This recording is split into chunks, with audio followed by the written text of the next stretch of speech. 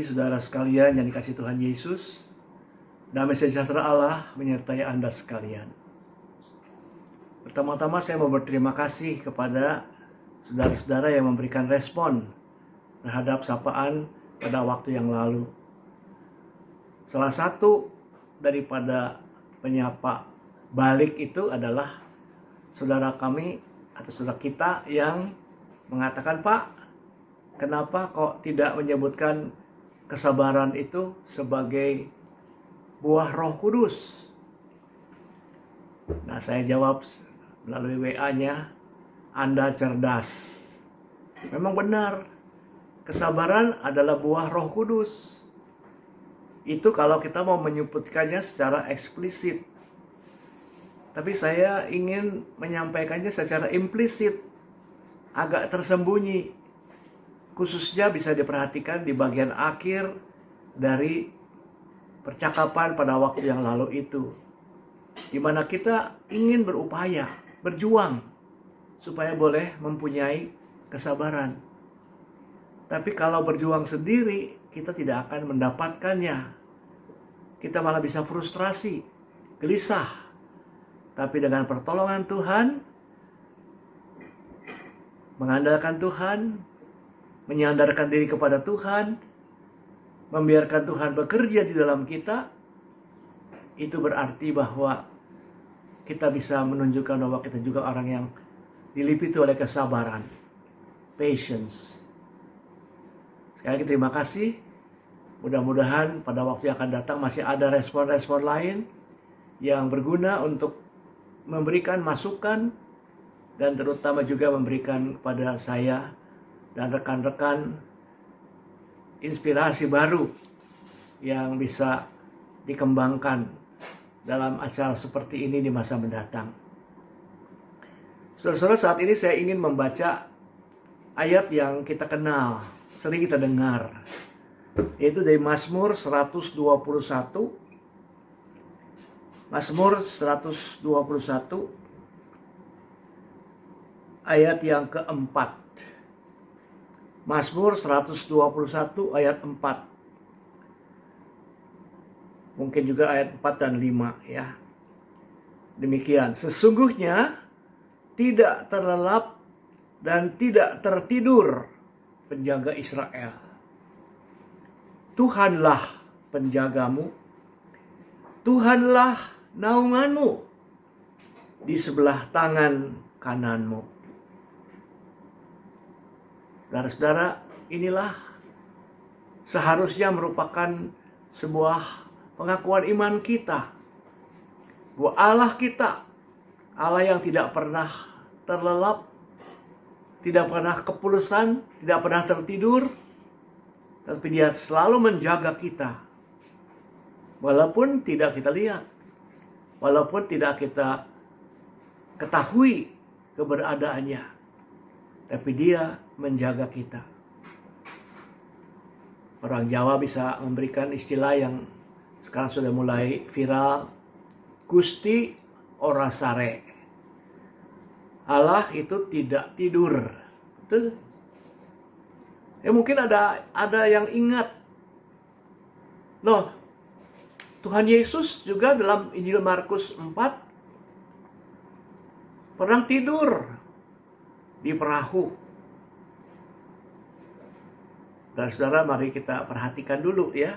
Di dalam Markus 4.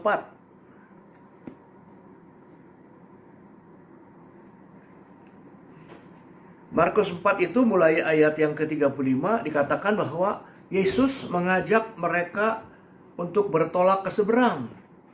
Artinya mungkin mula-mula dia memakai perahu itu untuk menjadi semacam mimbar. Sementara orang-orang ada di pantai mengelilingi untuk mendengarkan pengajaran Tuhan Yesus. Nah, sekarang saatnya Tuhan mengajak bertolak ke seberang. Dan orang-orang ditinggal begitu saja memang, karena mereka juga sudah perlu waktunya untuk pulang. Nah, tapi dikatakan bahwa pada waktu di tengah lautan Galilea itu terjadi satu tofan yang sangat dahsyat dan ombak yang tinggi menyembur masuk ke dalam perahu sehingga perahunya mulai penuh dengan air. Dan dikatakan bahwa ayat yang 38, pada waktu itu Yesus sedang tidur di buritan di sebuah tilam.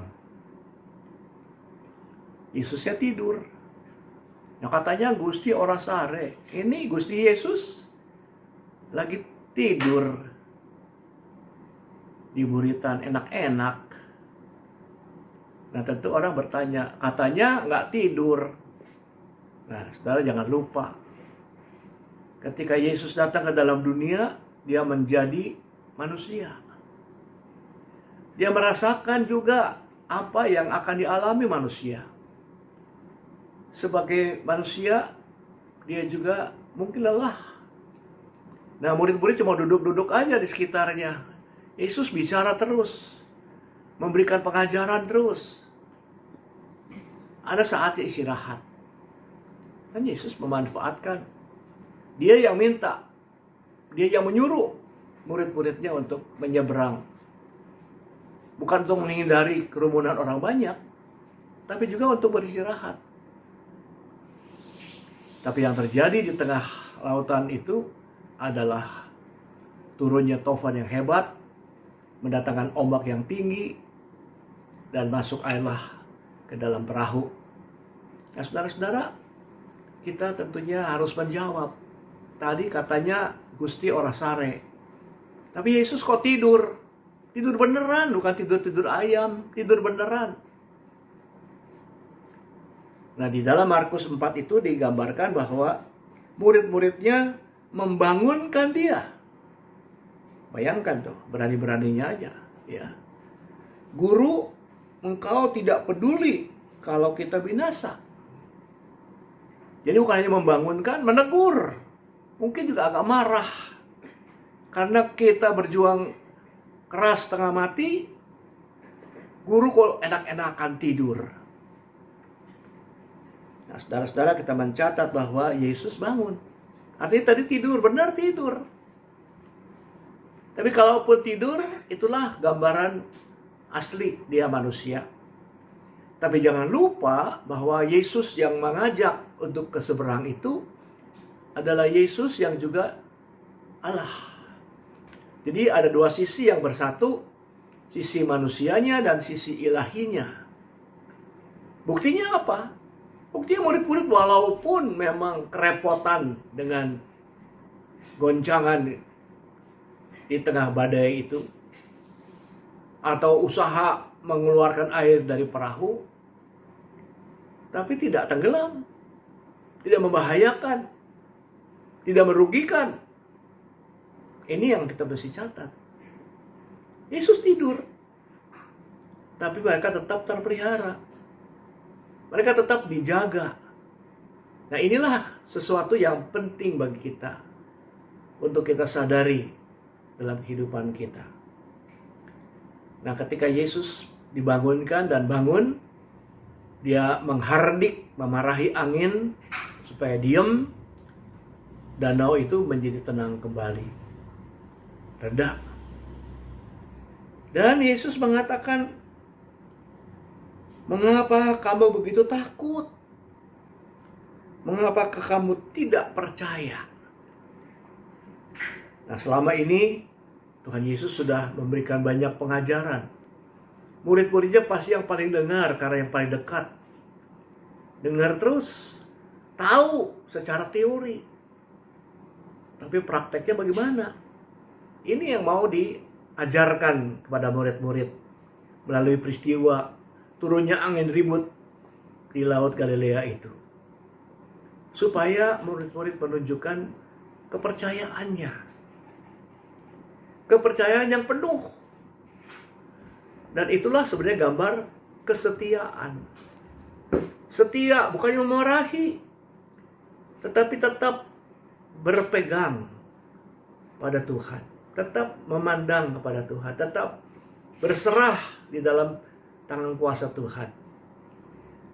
Nah inilah yang mungkin perlu kita catat di dalam Injil Markus pasal 4 ini. Yesus ingin agar supaya murid-muridnya menunjukkan percayaan penuh. Dan itulah yang kemudian digambarkan sebagai kesetiaan. Makanya dalam bahasa Inggris dipakai kata faithfulness. Kesetiaan. Dan kesetiaan juga adalah buah Roh Kudus. Kalau mengandalkan diri sendiri, nah itu kegagalan yang diperlihatkan murid-murid. Mereka tergoncang, mereka bingung, mereka panik. Akhirnya membangunkan Yesus, seolah-olah Yesus tidak peduli. Nah, saat ini saudara-saudara kita menyadari, kita mengalami Tuhan kita seolah-olah diam. Bahkan ada yang mengatakan Tuhan kita seperti bisu, diam saja. Tetapi Mazmur tadi mau mengatakan, penjaga Israel itu ada di sebelah kanan, ada dekat, tidak pernah tertidur, tidak pernah salah perhitungan, pada waktunya bertindak.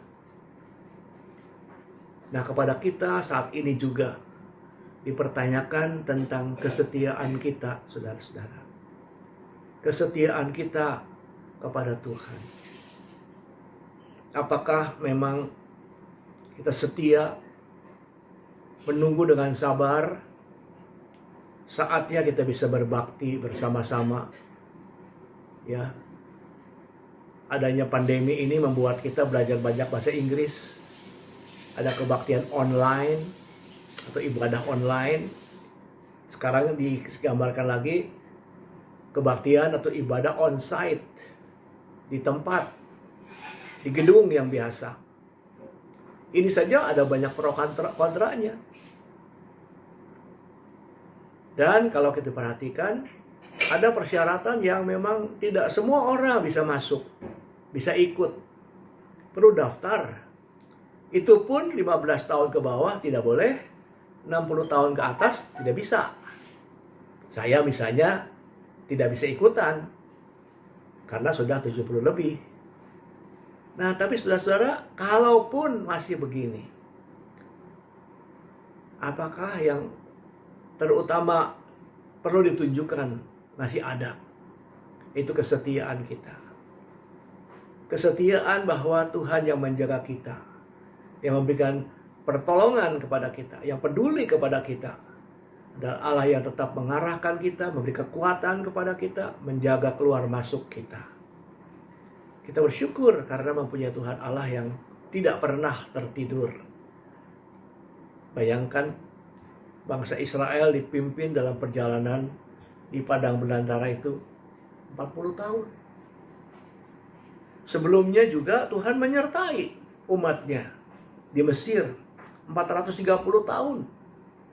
Pada waktu umat Israel itu diperbudak.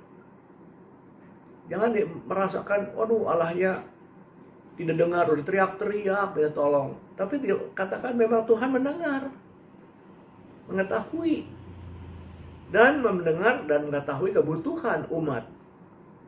Ini juga yang kiranya menolong kita. Yang penting adalah apakah kita nanti beribadah di gedung gereja, ataukah mungkin tidak boleh dulu dan harus ibadah online.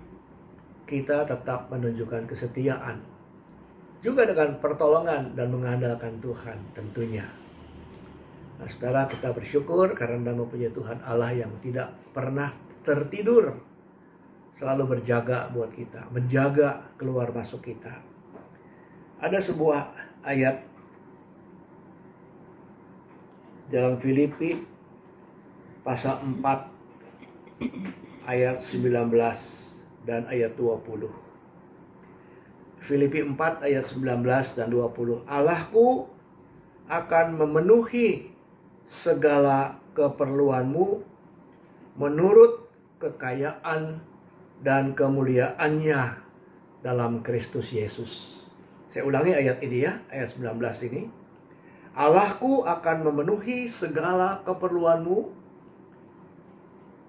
menurut kekayaan dan kemuliaannya dalam Kristus Yesus.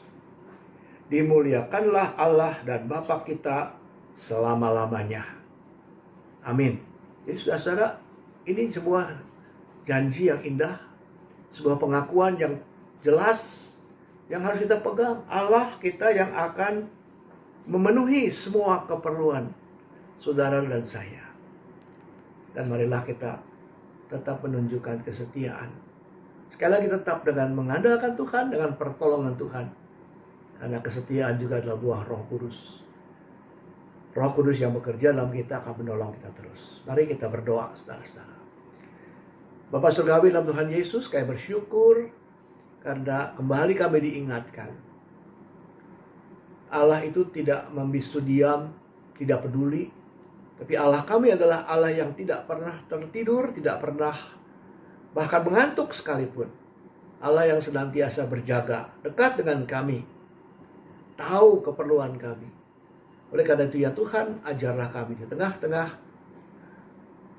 situasi hidup kami saat ini. Di dalam ketidakpastian sekalipun, tetap kami boleh setia kepada Tuhan. Ada faithfulness dalam hidup yang kami jalani melalui segala keadaan yang tidak menyenangkan, yang memerlukan perjuangan, ketahanan, keuletan. Di semuanya kami yakini tidak sia-sia kalau kami melakukannya di dalam kesetiaan kami kepada Tuhan kami Yesus Kristus. Oleh karena itu ya Tuhan, tolonglah kami untuk boleh merasakan kuasa dan arahan Tuhan yang makin nyata.